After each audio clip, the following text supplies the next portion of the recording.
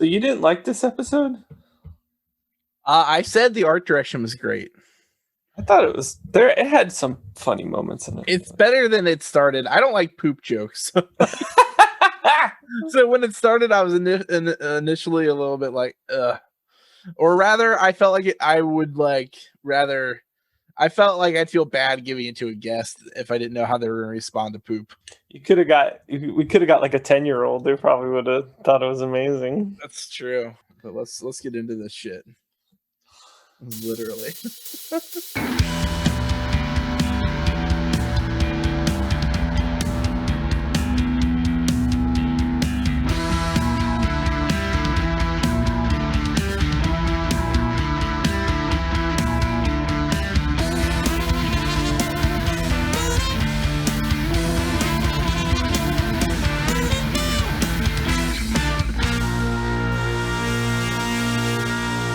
Honeys, we're home. Hello, and welcome to Sinclairity A Dinosaurs Tale. I am your host. We're gonna need another Timmy, along with my co-host. Hey, what's up? I'm Ben. Hand up me. Hi, Ben. How are you? I'm doing great. It's been so long since we talked. It's nice to talk to you again. Yeah. Behind the scenes, me and Ben recorded a bonus episode yesterday, so yeah, we pulled double duty for you listeners. Yeah, and double duty will come up again in this episode, I'm sure. The topic for this week. But What are we at? We're at episode 37 of the podcast now. That's right. We're on episode 37 of the podcast, and we're starting season 3. Yep, it's episode 1, When Nature Calls. Yeah, When Nature Calls. I just say it as that. You can't help it. Yeah. Yeah, today's episode was written by Andy Goodman and Kirk Thatcher together. Mm-hmm. And Andy Goodman we know from How to Pick Up Girls, Power Erupts, and The Clip Show. And then Kirk Thatcher is the sci-fi guy, and he wrote Leader of the Pack. And came back for this one, which I'll say the writing on this one's better than Leader of the Pack. It could be the Andy Goodman influence. They could have done really well together. That could be what that is. Yeah, Andy did pretty good. Like two out of 3 ain't bad. I think he had a lot of good bits on How to Pick Up Girls. Just the overall premise was so cringy that it was hard to like. But he had a good bit about like paying off the cops and then being crooks and like. You can tell he is an environmentalist. Yeah, because if there's one group of people who destroy the environment, it's definitely the police. Definitely the Triceracops. And so this episode, interestingly enough, is directed by Brian Henson, son of Jim. That's pretty cool. Yeah, so like this is the first one he directs, and he does come back for 2 more in season 4, so that's cool. Yeah, it's weird considering you'd think he'd probably be directing more, but maybe he's not like a director type. Well, he directs some other Muppet stuff too, though, and that Happy Time Murders movie. But I'm thinking that it's possible that he is probably around the set enough that it would count as being a director, like to some extent. Kind of like Bill Beretta was talking about, like no matter who the director is on Muppets, he's also the director because he's teaching people how to direct Muppets if they've never done it before. It could be related. Yeah, that one makes sense. It's probably just, and I'm kind of like when talking to Tim Doyle, like as far as the writing goes, it's probably like a lot of people in a room. So. Yeah. One small room or one big room full of bad bitches. that's the Henson motto. Yeah. So a summary for this episode, season 3 to episode 1, Nature Calls. Is after returning from a spiritual quest, pet detective Ace Ventura sets out to investigate the disappearance of a rare white bat, the secret animal of a tribe in Africa. That doesn't sound right. Have we established Ace Ventura as a character in the show? Oh, you know what? That's the movie When Nature Calls. Okay. Yeah, I can't believe you did that. And you copied and pasted from the wrong IMDb. This all sounds natural, right? Let me we'll update the summary in the notes right now to we're episode about baby pooping. Yeah, this much like the Ace Ventura series, it's a bunch of crap. Yeah. So Yeah, those movies do not hold up at all. It's pretty rough. The first one definitely not. When Nature Calls isn't as bad, but there are plenty of stuff in it that's just straight up offensive. Is it the one with the Monopoly Man, or is it the first one? Yeah, that's the one with the Monopoly Man. That holds up. And but it's also like, does he have a monocle? I think so. Is that why people think the Monopoly Man has a monocle, even though he doesn't? I don't know. Is that like a Berenstain Bears thing? Yeah. It's a Nelson Mandela. Okay. It's a Mandela effect. Yeah. Yeah, okay, so the guy in the movie has a monocle. I bet that's how that really started. People thinking that the logo had a monocle. It's because him calling that motherfucker the Monopoly guy. I feel like it's just because you just think of wealthy people from the 1920s or whatever whenever Monopoly was made. What do you remember the Monopoly guy's name? The real one from the game? Milton Bradley. That's my father. It's Rich Uncle Pennybags. Which is just like, that's like somebody was asked on the spot and they just came up with something real quick, like an improv comedian, like, I don't know, Rich Uncle Pennybags. Yeah, that sounds like a bit. It does. It sounds like you just made that up. Like, it does sound like I just, you know what, I couldn't have made up something that good. No, I could have. I'm not as funny as your D&D group, but I could have figured something else out. But we kind of spoiled a little bit of this episode during the bonus episode if you caught that. But if you didn't, we do mention that Richard Simmons does voice himself in this episode. That's great. I love that they did that though. I know. I thought for a second maybe they would have gotten like an archived clip of his voice or something, but I was like, no, because he specifically speaks in dinosaur slang. Yeah. He's like, move your tails and yeah, shake your eggs. You already laid your egg already. Yeah. Yeah. And then so also there's like the baby does like a parody or cover of Born to Be Wild by Steppenwolf in this episode. Yeah, it's definitely a cover because I thought he was going to change the lyrics, but he didn't change the lyrics at all. He did not Weird Al it at all. And then one thing I saw on the trivia on IMDb is that it mentions that apart from the regular characters, no full-body dinosaurs appear in this episode. The only guest characters are the Pteranodon, which I refer to as a pterodactyl throughout the episode, and the mammals the baby meets and the hand puppets. So they're all like Unisaur little guys, but not even like the full, like, because I feel like they refer to sexual harass and stuff as Unisaurs too. Which is weird because those are costumes, right? Like, yeah, but they're like universal. Yeah, that's true. I guess I don't know if they have a separate word for when they mean just the hand puppet guys and the Muppety types, but they probably just, I feel like they just kind of like lump them together because it's like the same concept. Like you can put like they put each one in can be a different character. Yeah, exactly. It's their minimalist approach to a very expensive show where they're like, we can't spend even more on this. Yeah. But you're excited about the way this one kicks off. Yeah. So let's get started. Let's get it started. Oh, also in my notes, I took better notes this week. So I just noticed this, and maybe it's just me, but when the show opens a lot with we're already in the house, but a few episodes they do the outside, like the whole house shot. And in the backyard, I don't know if you noticed this, Ben, but they have a pool. They have a fucking pool? Yeah. We've seen them in the backyard with there not being one before too, though. So that's like a later addition. Yeah, there is a pool to like the right of the house. I would love to try to go swimming. Well, as we learned in this episode, baby can't. So I saw this fucking TikTok earlier where this girl was talking about how she thought she had this video of her, like, she was like, I thought I was really good at diving and I looked really cool in this video. And it's her like laughing while watching the video. And it's like she kind of just like falls flat on her belly into the pool, but in her memory, she did a really cool dive. I just like that'd be the dinosaurs. Was that Vine with the little girl It's like, happy birthday. She's like, happy birthday. I can't swim. That's good. That's great. I thought you were going to mention the one with the little kid running around the pool, and they're like, what do you got? And he's like, a knife. I used that joke the other day. A knife.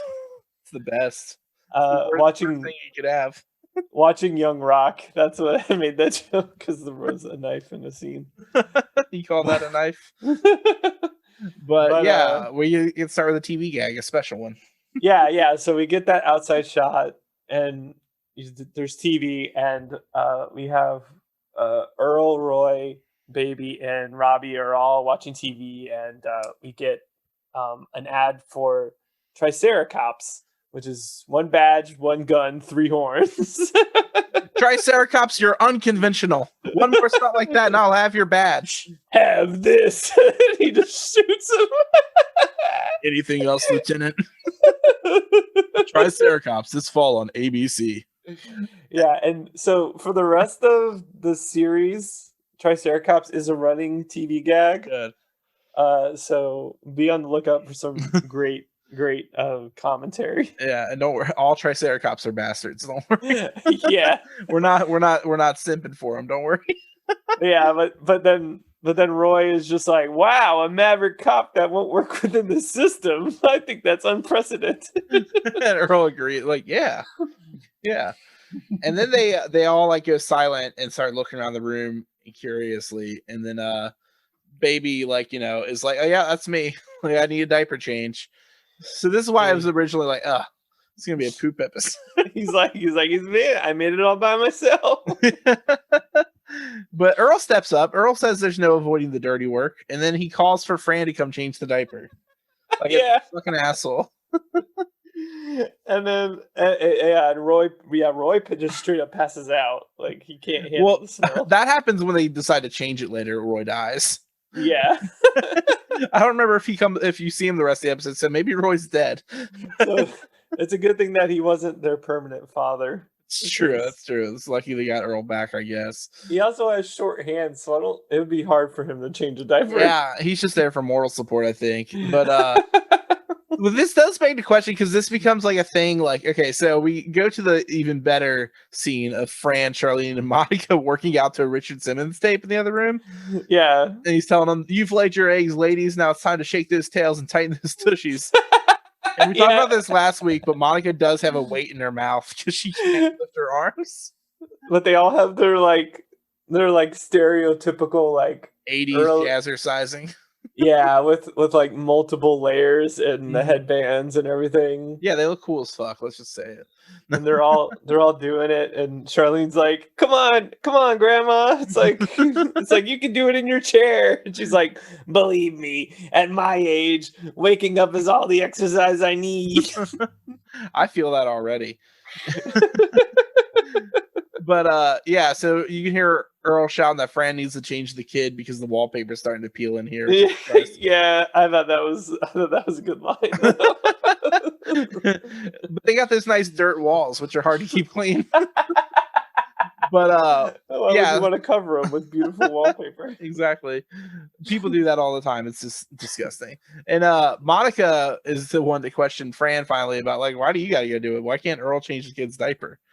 Yeah, and Fran's already just like, what do you mean? Like, she's like laughing, like, yeah, she's like, that's crazy. And then like Ethel's like, Earl's too busy. Like, he's watching TV, burping, scratching himself. He's got his plate full in there. Also, I know you made a note of it, but I did too. The name of the diapers. Oh yeah, the super duper poopers. Super duper poopers. Yeah, they were super duper size, but they're called poopers. Yeah, it's like Pampers, but poopers. So if they had loves, it would be like lumps, I guess, and then like lovely lady lumps. Adult diapers. That's what those are. There's this my friend just sent me a picture of a mug or a Stein. It's called Stein, and they were like, "Look at this Raccoon Stein I got," and I was like, "That's my favorite children's horror author, Raccoon Stein, and his books, Garbage Bumps." And I was like, "Which is what I call my tits." Oh god, my lovely garbage bumps. Check it out. Yeah. But yeah, so Charlene also, I believe, joins them with the concept that Earl should probably be helping. And then they explain that you got to train your husband, and Ethel offers up a rolled up newspaper. Rock him on the snout. Yeah, and she's like, "Isn't that kind of messed up?" Yeah, she's like, it seems kind of cold to train your husband. But then he yells for to bring him a beer and pretzels, so she just takes it. Yeah, she takes the newspaper and goes in there to deal with them. And Fran tells him that it's been 15 years of her changing the diapers. Now it's his turn. He's like, we can skip my turn. Yeah, and then we get woke Robbie, who's just like, Dad, don't you think that's a little sexist? I feel like is that the first time they even actually say the word sexist outright in the show? I don't know. I don't know if it ever actually comes out in those words, and I was like, that's interesting. Yeah, Robbie's calling him out. Exactly. So then he's like, okay, well then you do it, Robbie. Yeah, he's like, I wouldn't want to be sexist in this house. And then Fran points out it's not Robbie's fucking kid. Yeah, not my baby, not my problem. Yeah. So Robbie bounces. And so she gives Earl 10 minutes to resolve the issue while she leaves the room. And so Earl and Roy decide they're going to tackle it together. And this is where Earl tells him to hold his breath and think about daisies. And Roy instead, I think, pushes up daisies because he's out for the count. He passes out and baby. So he lifts baby like he shit like a brick, literally. Yeah. Like he's like, and he like lays him down, and baby's like, "Do you know what you're doing?" He's like, "I haven't a clue." Yeah, so baby's concerned, and then you get Earl starts getting squirted in the face while he's changing him.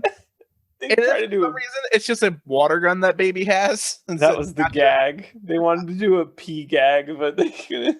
They were afraid to show it. Cowards. The baby. I want to see the dino dick. We've already established this. It's not real. He has water guns only. Yeah. So then we come to, is it later that night, I think, or the next day? I can't tell. I feel like it's the same day, later in the day, because Earl is has PTSD now. Is talking about how he's heard stories, but nothing can prepare him for that. Yeah, PEE. TSD. Yeah, exactly. Perfect. he gets peed on, and he's like, I don't get it. He's like, I don't change diapers. That's females' work. That's why I married a female.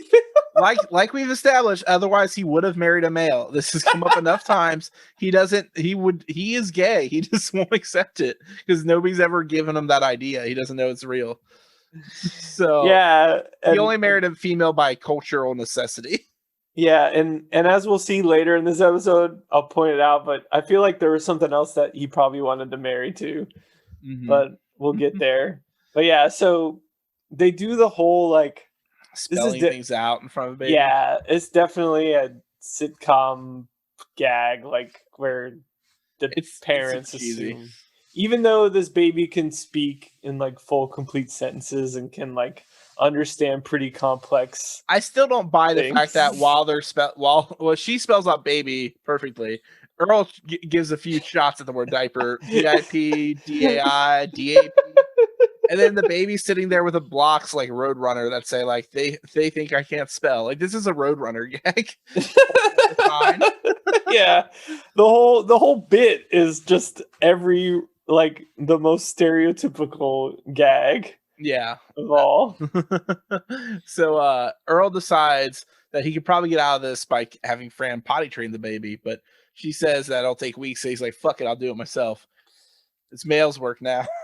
Yeah. So he takes him upstairs and he introduces him to the toilet, Mr. Toilet. Yeah, Mr. T, as he called him at one point. A shitty the fool. Baby is not excited about this though. No, and baby gets distracted. He's like a cat. He starts playing with the toilet paper. Yeah, which we've already established with the episode with the ball of yarn. He does the same thing, so it makes sense. But I also when he okay, so before this part though, there was that scene where when Fran and Earl are arguing, and he's he says like, well, 1, you're wrong, and 2, you're wrong, so I win. And then like they're like fighting, and then Baby's in the middle, and Baby at one point he's just like, what are you talking about? He's like, wait, what are we talking about? Yeah, he's very distractible, obviously. Yeah. So then he takes him upstairs, and he he put Baby is too distracted while Earl talks to the toilet. Yeah, and like puppets the toilet talking back to him. And yet again, just like every other time he does this, it devolves into the toilet telling him how attractive he is. It looks like he's lost some weight. He's looking real good. And Earl's like, oh, you don't have to say that. Like every single time he puppets someone else, it involves them hitting on him. It's so funny that this is a recurring, no matter who writes the episode, it's like, this is the part where he's going to start hitting on himself. Yeah, so if he didn't have to change diapers, he would have just married the toilet. If you love it so much, why don't you just marry it? And then that's how I feel after I got a bidet, so I understand. But he tells Baby that Mr. Toilet's his friend, and the best way to treat a new friend is to sit on him and give him a big present. And the Baby, understandably, is like, what the fuck? He's like, that's disgusting. Like, that may be, but you're going to do it anyway because it's time for you to grow up. And then the Baby starts singing the Descendants. I don't want to grow up. Yeah, exactly. So the Baby's punk now, and then Earl consults his like little baby potty book, which is weird that Earl's using like referential material. He doesn't normally trust academia in that way. Yeah, and the book is called The Best Seat in the House. That's great. But you'll pay for the whole seat, but you'll only need the whole. But it tells him to use imagery to like convince the Baby it's time to go. Yeah, and he starts reading off all the like examples, and then he just realizes that he really has to fucking pee now. Yeah, so he throws the Baby out of the way. Immense rain-swollen reservoir. Yeah, it's like a babbling brook flowing forth, rushing. Yeah, babbling brook is really what's happening. So we cut to dinner time, and the Baby's trying to poop at the table, and they're all calling him out on it, like, "Are you going or not?" And he's like, "Not anymore." Also, Charlene just eats a rat straight up. Yeah. That's so. I mean, like when they're watching, there's an episode where they're watching a commercial about rats on a stick, and she gets really excited. So this just stands out. She don't fuck with no rats. Mm-hmm. That's what happened to Splinter after the Teenage Mutant Ninja Turtle movies were done. They fed him to the Sinclairs. Yeah, and so Baby's like shitting his pants while he's eating. Yeah, and then he's just like, "Are you going?" He's like, "Not anymore." Yeah, it's gross. It's a gross episode. Yeah, but Earl tells the Baby that they're going to go to the bathroom, and they're not coming out until one of them is potty trained. But I love Earl doesn't know how to use the toilet either. Yeah, apparently he's not housebroken either. But it's funny because they go up to the bathroom and they have they take the box of poopers and use as a table to hold a bunch of beer and cans of prune and some water. Yeah. They watch TV. And Baby's just like, I don't have to go to the bathroom. And he's just like, tough shit. Have another prune. But it comes on. So we cut to a TV gag where this character Rocco is in prison. He's serving 5 to modern life. It's Rocco. No. Yeah. And the Baby relates because he's like, I don't want to be in here. I want to be free. And they're just like, give him the chair. Yeah. It's like you need more juice. And Baby's like, ah. Yeah, so it correlates for Baby. It's like because he was putting that special high chair over the toilet too. So give him the chair, and then Earl goes to get him juice, and they're giving him the juice to kill him on the show. So Earl is like internalizing this as it's happening for the rest of the episode. Yeah. And then while Earl's gone, Baby breaks out of his little chair. Yeah, he falls out, and Earl is down in the kitchen getting the prune juice, and he sees. So this is a weird shot of Ethel just laying on the couch. Yeah, we never see her in that full body out like that. It's weird, yada. Like, are we supposed to assume that she either got out of it and lay down, or did someone get her out of the chair and I think help her lay down? I bet she can like walk a little bit. She probably it just sucks. So she's like, I'll use this chair because she's just like old. Yeah, and she's sleeping, and he's like, "Oh, Ethel's sleeping. If only you had a tag on yourself." Yeah. Oh God. As if he even needs that much. I'm surprised he didn't bury her alive just seeing her asleep. Exactly. Based on past events. Like she's like stops breathing for a couple of seconds, and he just assumes she's dead again. A lot of people who have dated me have noted that sometimes while I'm sleeping, I stop breathing, and they have to stare and wait a minute to see if I do it again. And they get very concerned. So I relate. I get buried pretty quick. Also, in this scene, when Earl is going up the stairs back to the bathroom, also, okay, so they got a 2-story house, but the only bathroom is upstairs.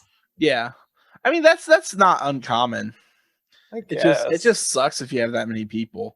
Exactly. Like, but it does happen pretty often that people will just have the one bathroom.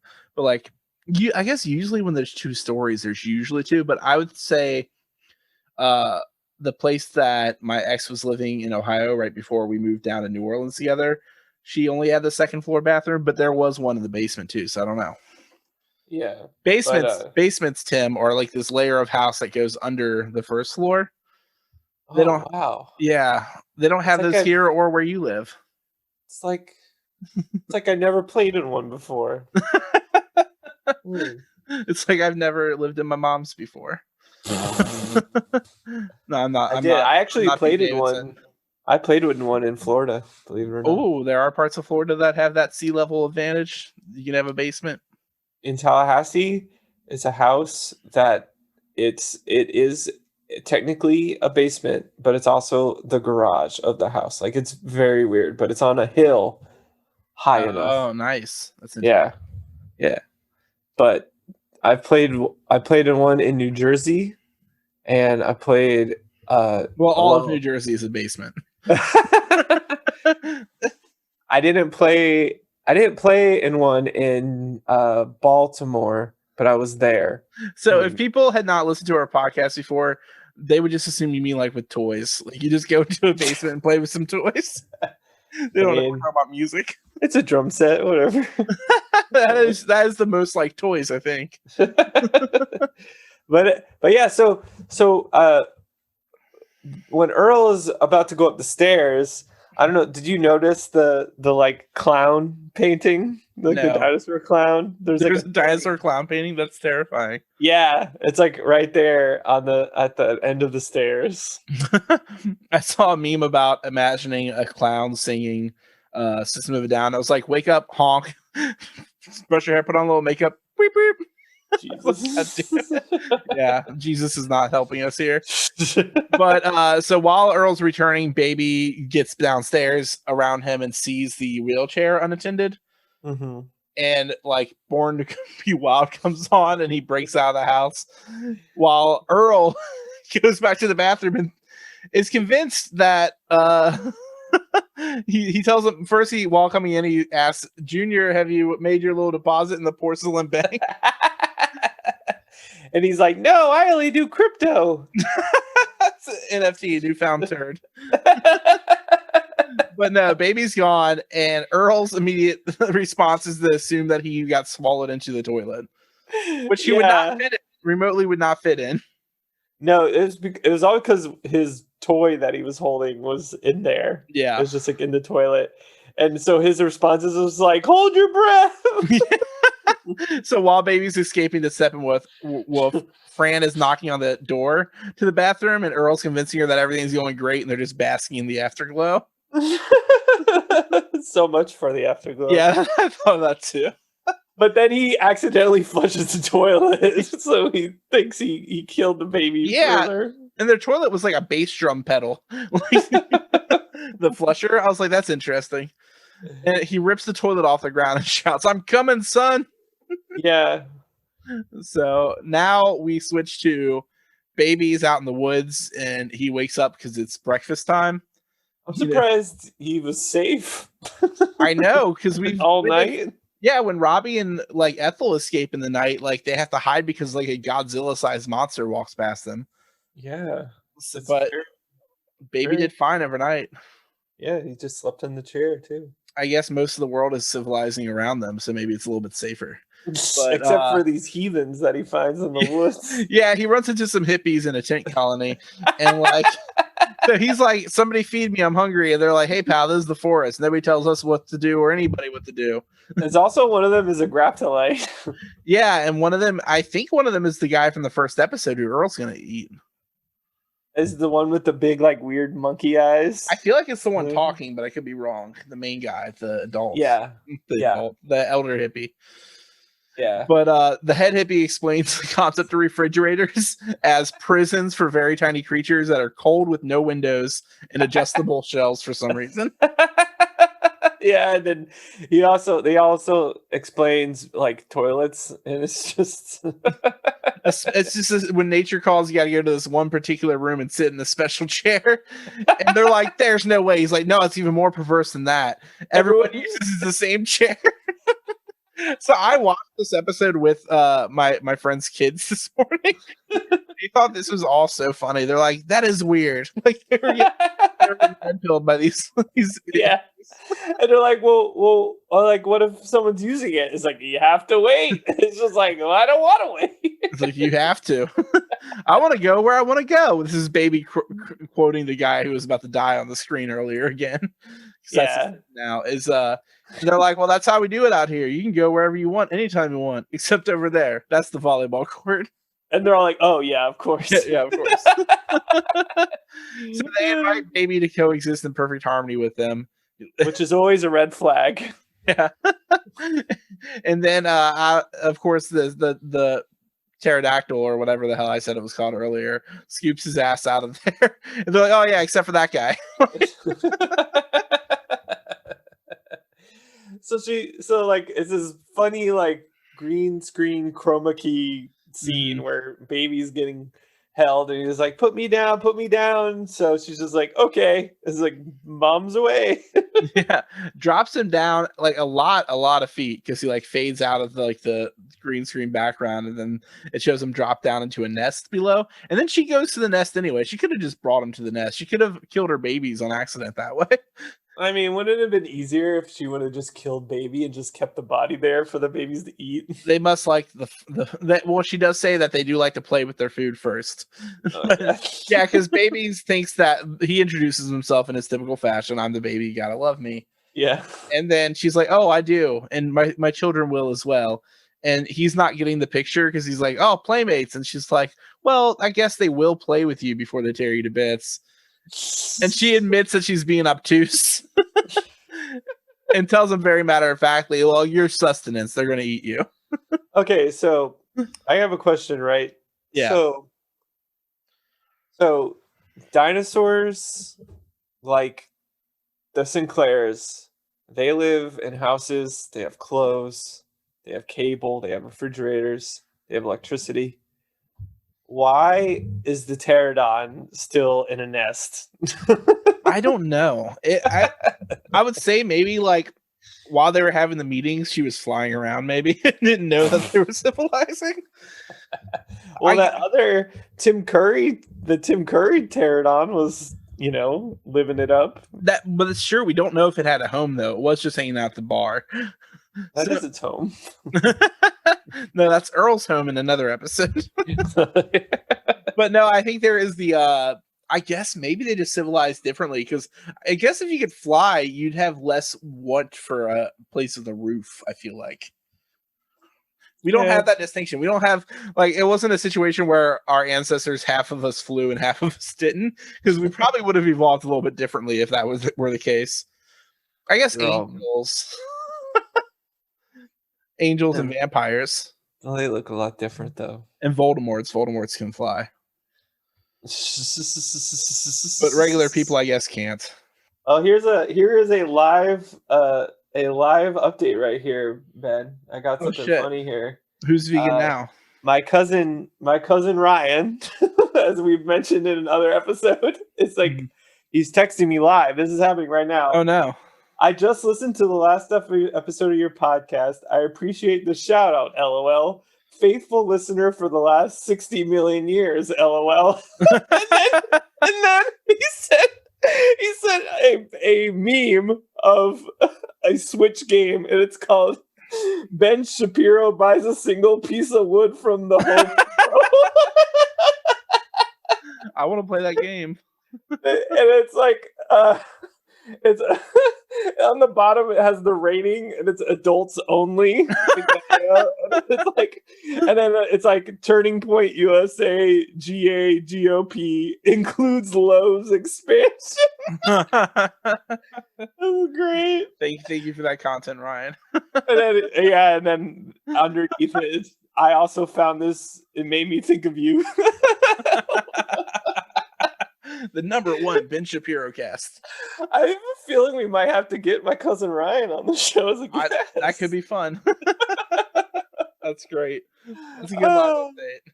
Anyway, so she's gonna feed him to her babies. Is basically the catch here. Yeah. So that's babies in deep shit right now. So Earl is. So Earl's in a scuba suit in the bathroom in the next scene. I love this visual. It's so funny. Like that's why I was talking about the art direction for this episode. Like, this is great. Like, so he's torn up the bathroom trying to scuba dive into the pipes, I guess. And that's like so if you notice, like, we're in season 3 now. Mm-hmm. The opening hasn't changed from like the first to the second season, like the opening package part where they show clips from episodes.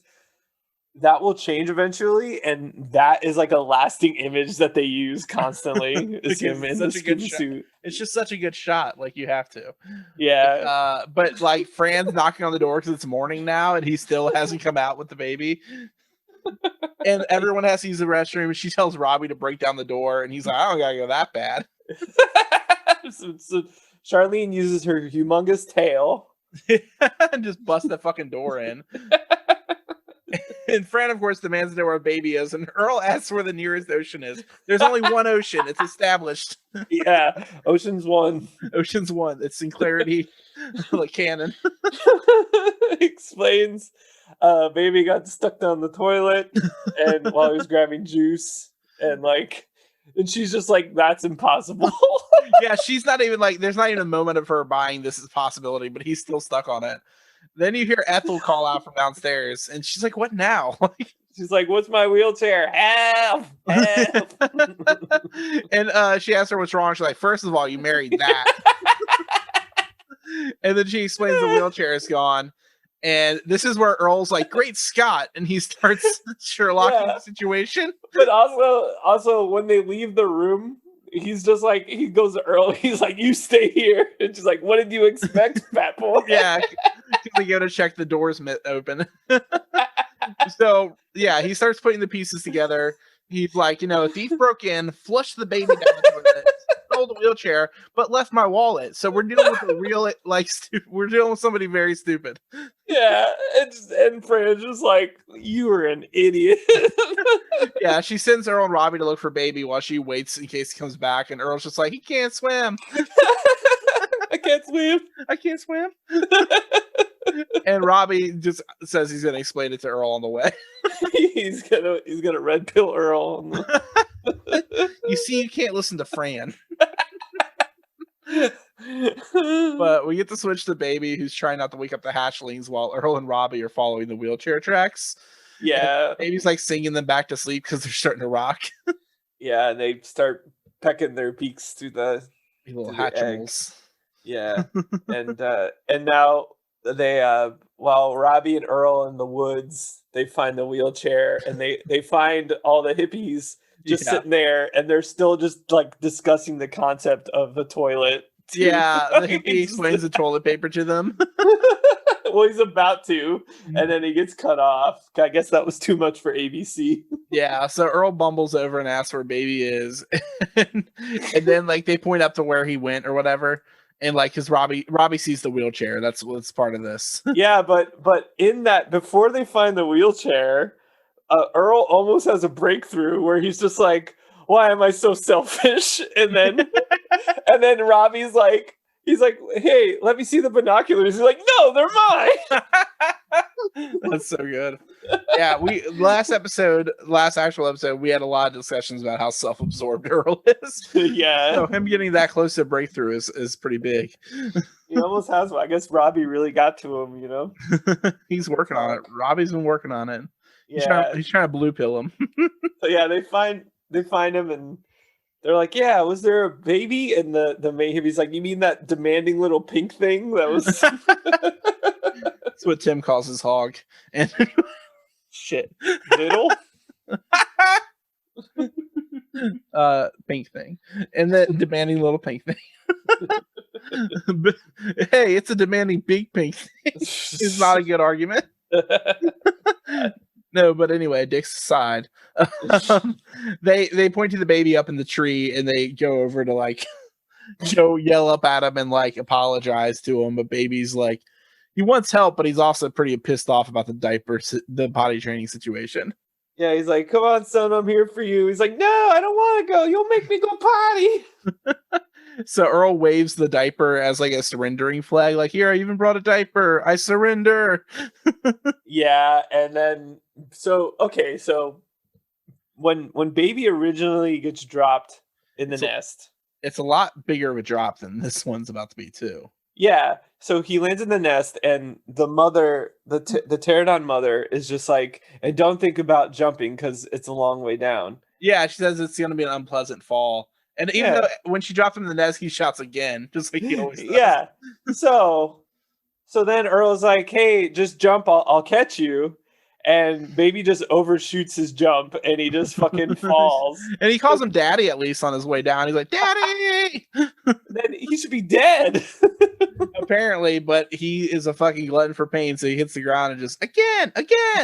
He's fucking Shane McMahon over here. Yeah. It's just like when Undertaker threw fucking, what was it, Mankind down 16 feet? Is that who it was? From the top of Hell in the Cell? Yeah. Yep. Again. But yeah, so Earl fucks up as per usual, does not catch baby. No, but baby's fine. He tucked his chin and he fell on his back. He was scared, but so he does need a diaper change now. And Earl's like, I got this. I'll take care of it when we get home. Yeah, and so we cut back to the house. It's just the outside shot of the house at night. Yeah. And baby's just like, I gotta go. So Earl wakes up to take him into the bathroom, and then you just hear Earl. He's just like, now pretend there's a fire and you're the fire captain. And then he gets pissed on again. So yeah. No, I'm not the fire. He didn't start the fire. Exactly. That'd be better than the Steppenwolf cover. Yeah. But yeah, so we concludes the season 3 premiere. Yeah, we start with a poop joke and we end with a piss joke. So just like my wedding. Poo poo pee pee. We used to live in a John Wayne society. Now we live in a pee pee poo poo society. Pee pee poo poo. Pee pee poo poo man. If you say his name and laugh. Pee pee poo poo man.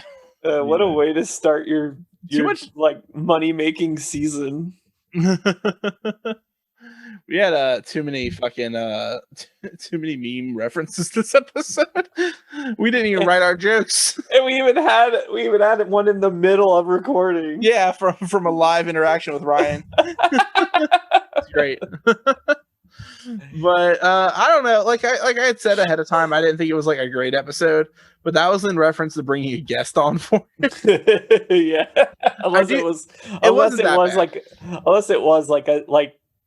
the girls you watched it with, like the kids you watched it with. That would have been the only good guest. Yeah, that's true. While Earl was piecing together the scene, Leah's like, "Why is he so dumb?" She's like, he was so confused as to why he was confused. She's like, "Why does he think that?" I was like, "He's not smart. That's the whole thing. Like, he can't piece it together." I think at one point we need not necessarily those children, but I think we need to have a child on this. Just find a child. Yeah. Any child. Just any child. Just pick them up off the street. Here at Sinclairity, we do not support child abduction. No, please don't do that. They were going to until we added the disclaimer to not do it. I may be from Florida, but I'm not Matt Gates, I swear. What a terrible person. The worst. He looks like a fucking shoe. Or like a he looks like a sitcom villain. Like, I don't anyway. I keep getting him confused with this principal I had named Mark Getz, who also right when his wife died of cancer, he was already dating somebody else immediately, and it was really weird. I was like, oh, that had to have overlapped. Oh boy. That's not good. So he's got big Matt Gates vibes. He looks like fucking Beavis. Yeah, that's what I was thinking of. Like, but like how you're saying that you knew that guy in high school. I assume he when his wife died of cancer, he wasn't dating one of the 17-year-olds like Matt Gates. Yeah. Probably not that fucking scummy. Well, anyway, that's another libel right there. So thanks for joining us for our libel cast, where we talk shit about famous shitty white guys. Yeah, politicians and pundits. So our next episode is probably, I guess, another baby centric.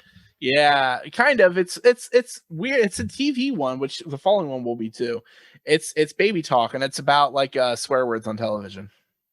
Oh, so it's like we NYPD say smooth. Blue. Smooth is what we do. Yeah. NYPD. Mm-hmm. You can't say shit on television. It's actually NYTD. It's New York Triceracops Department. That makes sense. NYPD poo. God damn it. But yeah, next week is going to be written by Victor Fresco and directed by Bruce Bilson. I think we might have a guest for that one. We'll see how it pans out. One of our friends who's joining us might be free for it. So yeah. So if we might have our friend Brent on it. We might not. You'll see next week. So it could be a fun one. But either way, we look forward to you joining us again. And thank you for joining us this week. Yeah, and I guess we'll do our housekeeping.